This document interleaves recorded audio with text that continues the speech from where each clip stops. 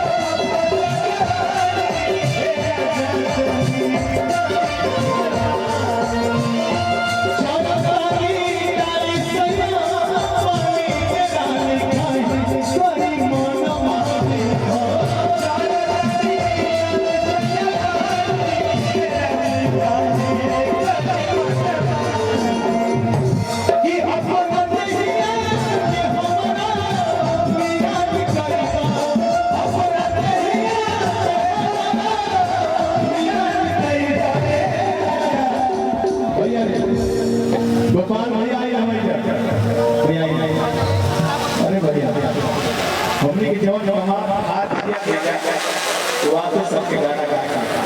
सरस्वती के असीम कृपा आपके ऊपर है और कभी वंश में हमें झूठ नहीं बोली, लेकिन हम लोग की रोजगार आपसे चलते हैं। भैया के भाई गावल भी बहुत गाँवों से ग्राम से लेके हम ही नहीं, कम से कम जितना गाना चाहिए था सब गोपाल राय जी की गीत की गा के इनके धुन के गाय के ही जिया था। और समझी जी ये माने गोपाल भैया भी समझिए हो, गोपाल भैया के गीत हम गाइना संजोग के गोपाल भैया मंच में हो गुदवा कई लोग हमसे आते हो कि कहला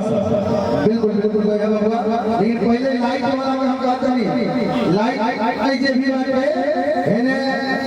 दहेज वाला सामान बाटे बर्बाद के बेटा वाला के और बेटी के विदाई होता तो सामान के तरफ लाइट आगे जल्दी जिला के जो भी अधिकारी ड्यूटी पे लगे हुए हैं, चाहे वो एटीएम हो, वीडियो हो, सीडीओ हो, जिनको जो जिम्मेदारी दी गई है, जिनको जो जिम्मेदारी दी गई है, जिनको सेक्टर की जिम्मेदारी दी गई है, वो सभी जिनको इस्तार में भोजन की व्यवस्था दी गई है, उन सभी लोगों से आग्रह है तो अपनी अपनी ड्यूटी पे तुरंत मुस्तैदी के साथ तैयार हो। समाज के अधिकारी ये सामान वितरण में